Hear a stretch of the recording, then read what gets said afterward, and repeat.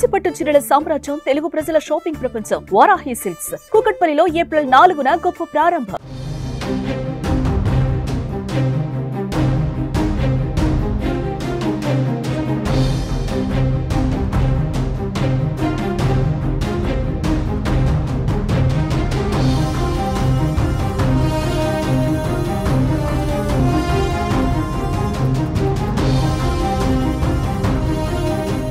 Hyderabad central university వద్ద high tension వాతావరణం నెలకొంది.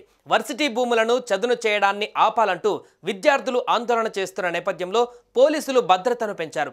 యూనివర్సిటీలోని 400 ఎకరాలను బుల్డోజర్లతో చదును చేసేందుకు యత్నించడంతో విద్యార్థి సంఘాలు యూనివర్సిటీ సిబ్బంది బగ్గుమన్నాయి. హెచ్ఎస్సియుకు సంబంధించి 400 ఎకరాల భూముల వేలంలో భాగంగా చదును చేసేందుకు 20 జేసీబీలతో చెట్లను తొలగిస్తూ స్థలాన్ని సమాంతరంగా చేస్తుండడం పట్ల విద్యార్థులు క్యాంపస్ ముందు నిరసనతో హోరెత్తించారు. ప్రభుత్వ తీరు పట్ల విద్యార్థులు మండిపడ్డారు. క్యాంపస్లో ఉన్న స్థలాన్ని స్వాధీనం చేసుకునేందుకు ప్రభుత్వం తీరు పట్ల వారు ఆగ్రహాన్ని వ్యక్తం చేశారు. పచ్చటి వాతావరణంతో ఉన్న క్యాంపస్ను చెట్లు తొలగించి క్యాంపస్ స్థలాన్ని అమ్మేసేందుకు కుట్ర చేస్తున్నారని ఆందోళన చేపట్టారు. సెలవు రోజులను చూసుకుని జేసీబీల సహాయంతో స్థలాన్ని శుభ్రం చేస్తున్నారని వారు మండిపడ్డారు. హైదరాబాద్ సెంట్రల్ యూనివర్సిటీకి సంబంధించి సుమారు 400 ఎకరాల భూమిని వేలం వేయాలంటూ ప్రభుత్వం భావిస్తోంది. టీజీఐఏసీ ద్వారా ఈ భూములను వేలం వేయాలని భావిస్తోంది. అందుకు అనుగుణంగా భూములను చదును చేసే ప్రక్రియ కొనసాగిస్తుంది.